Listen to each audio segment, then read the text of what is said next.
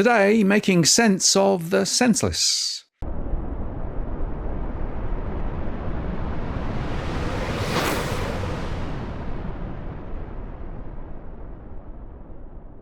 Hello again, it's Martin North from Digital Finance Analytics. Welcome to this post covering finance and property news. The ABS released the latest monthly CPI data today, and it reports that inflation is still sticky in Australia and in fact accelerated faster than expected for a third straight month in May, sending the currency higher as traders boosted bets that the Reserve Bank will resume raising interest rates at its next meeting. The report comes after the RBA Governor Michele Bullock restated last week that the rate-setting board isn't ruling out a rate hike after leaving the benchmark at a 12-year high of 4.35%. Wednesday's figures suggest inflation is running ahead of the RBA's forecast for underlying inflation to ease to 3.8% in the June quarter. That said, the monthly numbers are at best partial compared with the more complete quarterly data, which will provide a fuller picture of inflation before the next meeting. Treasurer Jim Chalmers tried to play down the implications of the spike in prices. We've seen around the world that inflation can zig and zag on its way down. It doesn't always moderate in a straight line, and the last mile can be a bit harder, he said. The monthly Consumer Price Index indicator rose 4% in the 12 months to May 2024. That's up from 3.6% in April, according to the latest from the ABS. The Australian dollar rose by as much as 0.4% as traders priced in a greater chance of a rate hike at the RBA's August 5th to 6th meeting. Yields on policy-sensitive two-year bonds also jumped, and that's one of the biggest gains for some time. The most significant contributors to the annual rise in May was housing up 5.2%, food and non-alcoholic beverages up 3.3%, transport up 4.9%, and alcohol and tobacco up 6.7%. The ABS said that CPI inflation is often impacted by items with volatile price changes like automotive fuel, fruit and vegetables, and holiday travel, so it can be helpful to exclude those items from the headline CPI to provide a view of underlying inflation, which was 4% in May. That was down from 4.1% in April. But the trimmed core measure, which smooths out some of the volatile items, advanced to 4.4% versus 4.1% a month earlier. Housing rose 5.2% in the 12 months to May. That's up from 4.9% in April. Rents increased 7.4% for the year, reflecting a tight rental market across the country. The annual rise in new dwelling prices remained steady at 4.9%, with builders passing on higher costs for labour and materials. Inflation in the housing market has remained a major source of upward pressure on the Consumer Price Index in May, and while rent did ease lower to 7.4% in May, it still remains close to its fastest rate since 2009, as a lack of home building and strong demand drives rental vacancy rates to record lows. Electricity prices rose 6.5% in the 12 months to May, up from 4.2% in April. Out-of-pocket costs for electricity are gradually increasing as the Energy Bill Relief Fund rebates are progressively being used up by eligible households. The introduction of the Energy Bill Relief Fund rebates from July 2023 has mostly offset energy price rises from annual price reviews in the same month. Excluding those rebates, though, electricity prices would have risen 14.5% in the 12 months to May 2024. Annual inflation for food and non-alcoholic beverages was 3.3% in May, down from 3.8% in April. The largest contributor to the annual increase in food prices was meals out and takeaway foods, which rose 4.2% in the 12 months to May, compared to 5.4% in April.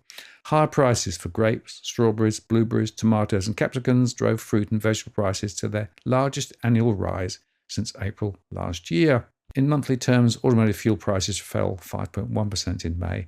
That's the first monthly fall since January 2024, reflecting lower wholesale fuel prices. But despite the monthly fall in May, automotive fuel prices rose 9.3% annually, up from 7.4% in April. The annual increase was largely due to base effects, when the fall in May this year was smaller compared to the fall in May 2023. Holiday travel and accommodation prices rose 2.9% in the 12 months to May, following a 6.2% fall in April. This tends to be a very volatile series. In monthly terms, holiday travel and accommodation prices fell 2.7%, following a 4.6% rise in April, driven by domestic holiday travel and accommodation due to a fall in demand following the school holiday period. All of this means that rates will be higher for longer, and as we've been reporting, this will have consequences. RBA Assistant Governor Christopher Kent said in a speech in Melbourne on Wednesday that Australian households with stretched finances are increasingly opting to sell their property to pay off home loans at a time of elevated interest rates. Loan discharges or mortgage releases from property sales have increased, and by more than the rise in new lending, with data showing that mortgage discharges were running above $40 billion. That's the highest since at least 2010. These trends are likely to reflect incentives to reduce or limit indebtedness in response to higher interest rates, Kent said. In his speech titled Restrictive Financial Conditions in Australia, Kent said the effects of tighter monetary policy are being felt most directly by the roughly 40% of households who hold a mortgage. As prices have been quite strong, we continue to see some households choosing to sell at a profit to unwind mortgage exposure. Though, of course, it begs the question, where do they live then? And he also highlighted the rise in company insolvencies, particularly so for businesses in the construction and hospitality sectors, although this follows a period of very low insolvencies owing to pandemic-related support measures. Most of those firms, he said, entered insolvency are small businesses but with little debt. And Kent concluded, looking across a range of measures, it shows that monetary policy tightening has led to restrictive financial conditions. However, the extent of this varies across different sectors and also within sectors. Households have been responding to higher interest rates. While households with mortgages are significantly affected and quite directly, consumption growth is weak for most people. Smaller businesses and businesses with higher leverage are also facing financial pressures, much more so than many larger businesses. Notwithstanding these differences, restrictive financial conditions are helping to slow the growth of demand, thereby bringing the level of demand into better balance with supply. And this is contributing to the decline in inflation, which is to the benefit of Australian households and businesses. He said this before the latest data came out. And by the way, ahead, CBA economist Stephen Wu estimates the various measures, which includes a $300 subsidy from the federal government and a $1,000 rebate for Queenslanders, will cause energy prices to fall around 20% in the September quarter, subtracting 0.5 percentage points from CPI. And while this could be enough to temporarily send the headline inflation below 3%, underlying inflation will still remain well above the RBA's 2 to 3% band, negating the prospect of a near-term rate cut. RBA Governor Michele Bullock has said the board would ignore the disinflationary effect of the subsidies since they were only temporary.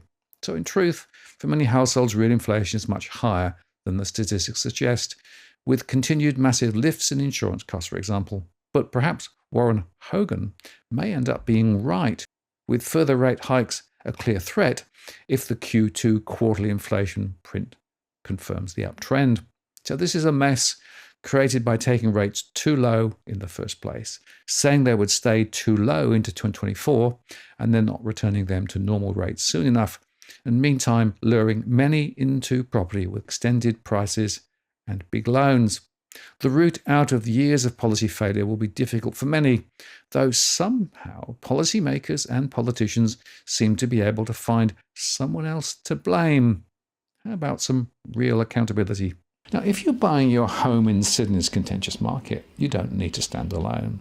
This is the time you need to have Edwin Almeida from Ribbon Property Consultants standing alongside you. Buying a property is both challenging and adversarial. The vendor has a professional on their side. Emotions run high, price discovery and price transparency are hard to find, and then there's the wasted time and financial investments that you make. Edwin understands your needs, so why not engage a licensed professional to stand alongside you? With RPC, you know you have experience, knowledge, and master negotiators looking after your best interests. So shoot Ribbon an email at info@ribbonproperty.com.au, and if you use the promo code DFAWTW/Martin, you can get a 10% discount offer. I'm Martin North from Digital Finance Analytics. Many thanks for watching, and I'll see you again next time.